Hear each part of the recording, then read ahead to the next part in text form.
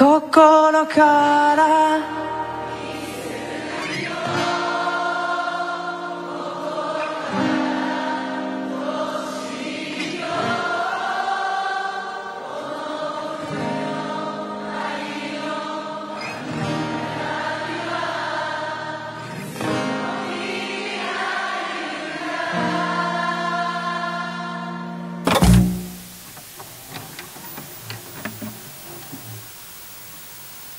Ya, Jepang selalu punya sesuatu untuk ditawarkan kepada seluruh dunia. Mulai dari teknologi, gaya hidup, dan karya seni. Banyak produk dari Jepang yang mendunia sampai detik ini. Mulai dari otomotif, alat berat, hingga alat musik.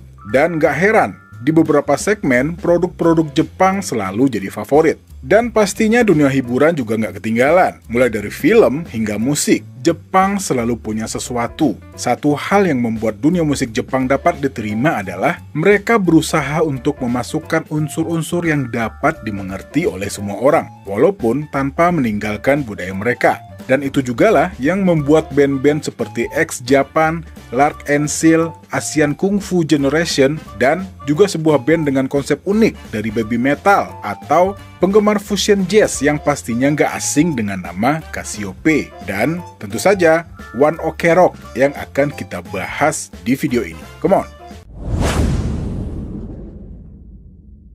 Ya, One Ok Rock atau di sananya disebut dengan One Oku Roku dimulai saat Toru Yamashita masih berstatus sebagai murid SMA di Horikoshi High School yang saat itu ingin membentuk sebuah band. Dia mengungkapkan perasaan terpendamnya ini kepada temannya yang bernama Ryota Kohama. Ya, sejak kecil Toru sudah bersahabat baik dengan Ryota karena dari kecil mereka sudah memulai karir di dunia entertainment sebagai grup idol remaja. Mereka tergabung dalam grup hip-hop bernama Heads bersama Kohei dan Takuya di sekitaran tahun 1995.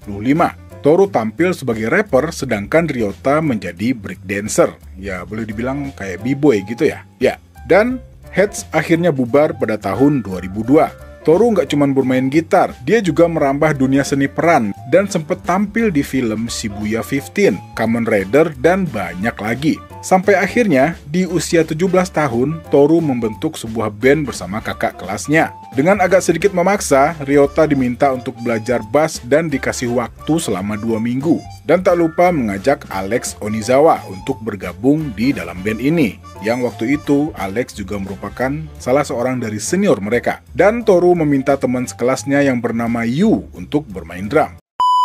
Seorang pemuda bernama Takahiro Moriochi. Dia dibesarkan di lingkungan di mana musik ayahnya selalu diputar di rumah. Orang tuanya adalah penyanyi enka legendaris. Ayahnya bernama Shinichi Mori dan ibunya adalah Masako Mori yang juga merupakan salah seorang mantan idol Jepang dan sekaligus aktris. Takahiro dibesarkan secara modern, menjadi anggota tim sepak bola lokal sampai kelas 6 SD, hingga semester awal tahun pertamanya di SMP. Bahkan, di sekolah menengah pertama, ia terdaftar di klub sepak bola, tetapi keluar dari klub tersebut. Ya, ada juga yang bilang kalau dia dipaksa berhenti oleh ayahnya untuk melindungi tenggorokannya. Mengawali karirnya di sebuah band idol yang bernama News, ayahnya sangat mendukung karirnya di dunia entertainment. Dengan catatan, Takahiro tetap melanjutkan pendidikannya. Dia terpilih sebagai salah satu anggota pendiri dari News. Tetapi, setelah 3 bulan dia mundur dengan alasan ingin lebih berkonsentrasi pada studinya. Tapi, tak lama setelah itu dia malah meninggalkan sekolahnya. Setelah keluar dari sekolah menengah pada tahun pertama, dia tidak diakui oleh ayahnya dan memulai hidup sendiri. Bekerja paruh waktu di dapur di sebuah restoran di Aoyama. Di saat itu, dia juga pulang pergi ke Osaka untuk belajar gitar dan komputer di sebuah sekolah musik. Dan pada saat yang sama, membentuk sebuah band yang bernama Chivalry of Music yang disingkat dengan COM dengan 2 orang temannya. Band ini terdiri dari keyboard elektron, gitar akustik, dan vokal. Dia mulai menyanyikan lagu-lagu R&B dan ballad, ya seperti lagu-lagu Maroon 5 dan lain-lain. Toru yang baru saja membentuk One Ok Rock sengaja datang untuk melihat Taka bermain secara live. Dia mendapatkan info dari seorang teman. Saat itu, Toru dikejutkan oleh suara dan kemampuan bernyanyi Taka dan mengajaknya jamming di tempat. Ya, tapi bukan hal yang gampang untuk mengajak Taka pada saat itu. Selain email yang dikirimnya berkali-kali dalam sehari, Toru juga akan tiba-tiba muncul di tempat Taka bekerja. Dan pastinya selalu mengganggunya saat Taka bermain live bareng trionya. Dan akhirnya Taka pun luluh dan menerima ajakan Toru. Ya, Taka sempat bilang kalau setelah ikut latihan, saya merasakan sesuatu yang dekat dengan image band yang awalnya saya cari. Ya, waktu itu Taka sangat ingin membuat sebuah band saat melihat penampilan dari Rise atau Rize di live house. Dan akhirnya Taka memutuskan untuk mengakhiri semua aktivitas musik kecil-kecilannya dan bertaruh pada One Ok Rock. Meskipun awalnya member lain tidak yakin dengan Taka karena suasana hati Taka sering berubah-ubah.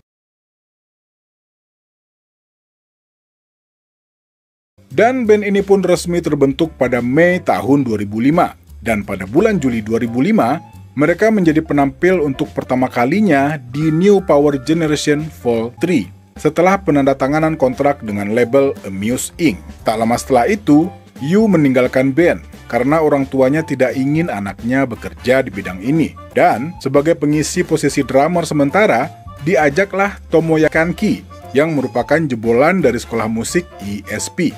Ya, ESP ini kependekan dari Electronic Sound Product. Ya, buat pemain gitar pastinya nggak asing dengan nama ini.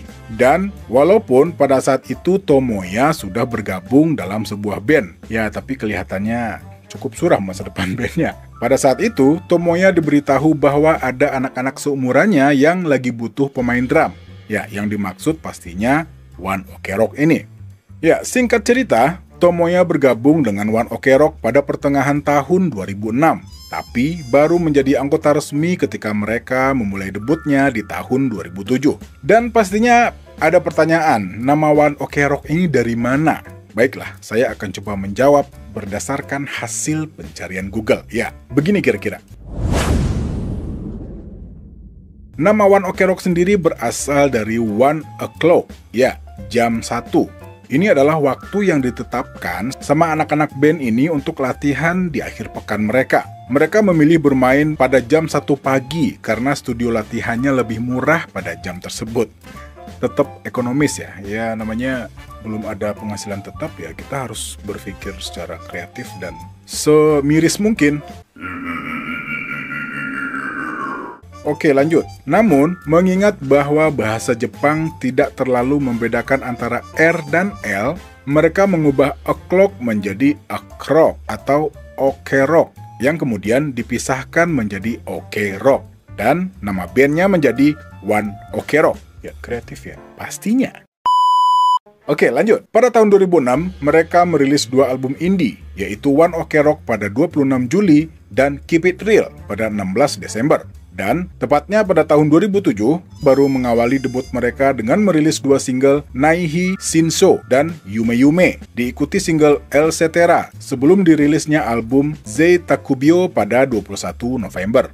Setelah rilisan album ini, mereka mengadakan tur pertama mereka dengan judul Tokyo Osaka Nagoya Quattro Tour. Debut album One Ok Rock ini beredar di bawah naungan major label ternama, ya Amuse Inc., yang pastinya membuat mereka bisa tampil di berbagai festival musik rock. Bahkan, dalam tur independen mereka seperti di Zep Tokyo, Live House, dan lain-lain, tiket terjual habis dan berhasil membawa mereka ke acara-acara bergengsi lainnya. Lalu, pada bulan Mei 2008, mereka merilis album kedua yang berjudul Beam of Light. Ya, pada sebuah interview dengan majalah Rockin' on Japan pada bulan Juli tahun 2012, mereka mengatakan bahwa mereka tidak menghitung album itu menjadi bagian dari album mereka, tapi lebih tepatnya menjadi bagian dari tumbuh kembangnya band ini. Ya, katanya ketika mereka membuat album ini, mereka sama sekali tidak bertujuan untuk membuat sesuatu yang bagus, tapi lebih fokus kepada kemampuan dan perkembangan band mereka sejauh ini. Ya, band ini tumbuh dengan banyak inspirasi dari gaya musik punk. Dan pastinya, sebagai musisi mereka ingin membuat album dengan gaya mereka sendiri. Buat mereka, album awal ini cukup membingungkan. Dan inilah yang menjadi alasan kenapa mereka tidak pernah membawakan lagu-lagu dari album tersebut sampai sekarang. Oke, kita balik lagi. Tidak lama setelah rilis album Beam of Light, mereka tampil di Shibuya AX. Dan di satu sisi, mereka telah memiliki rencana untuk merilis 2 album sekaligus dalam setahun. Jadi, mereka merilis album Kanjo Effect pada bulan November 2008. Pada saat itu, band telah tumbuh dan memiliki banyak pengalaman dan lebih serius untuk melakukan rekaman. Mereka yakin dengan pengaruh dan gaya musik barat yang mereka sukai selama ini. Dan juga dengan mengikuti semua perubahan pada industri musik, akhirnya mereka pun memperkenalkan gaya musik baru mereka ini kepada produser baru mereka. Taka dan Alex mempunyai kontribusi yang cukup besar tentang bagaimana album ini dibuat. Dan setelah rilis album ini, mereka mengadakan tour Emotion Effect Tour dan membawakan serta juga merekam lagu terbaru saat tampil di ZEP Tokyo. Namun pada tanggal 5 April tahun 2009, Alex ditangkap karena ini ya cukup memalukan ya. Alex ketahuan meraba-raba kaki seorang mahasiswi yang berusia 20 tahun di sebuah kereta api. Ya, Alex mengaku saat itu dia dalam keadaan mabuk. Dan dia mengakui tuduhan ini, dan kasus itu diselesaikan di luar pengadilan. Di satu sisi, secara langsung hal ini berpengaruh ke band, dan lambat laun, band ini pun mencapai titik terlemah mereka pada saat itu. Dan single yang berjudul Around the World Shounen yang direncanakan untuk dirilis pada 6 Mei yang juga akan digunakan sebagai lagu theme song drama TV, God Henteru, dan tur nasional mereka semuanya dibatalkan. Pada bulan Mei tahun 2009, mereka mengumumkan bahwa One Ok Rock akan dilanjutkan tanpa Alex, yang saat itu akan kembali ke Amerika Serikat. Dan hal ini mengakibatkan 4 personil lainnya vakum selama 6 bulan. Toru mengambil posisi lead gitar dan menata ulang lagu-lagu mereka untuk dimainkan dengan satu gitar. Di sela waktu tersebut, para personil yang tersisa mengadakan tour Overcome Emotion Tour. Lagu yang dibawakan adalah lagu-lagu dari album-album sebelumnya. Dengan formasi baru ini, band ini bangkit di kancah permusikan Jepang dengan merilis single Kanzen Kankaku Dreamer pada 3 Februari tahun 2010. Dan single ini berada di posisi nomor 9 tanggal lagu mingguan Oricon, dan beberapa album dan single pun saling susul-menyusul setelah itu.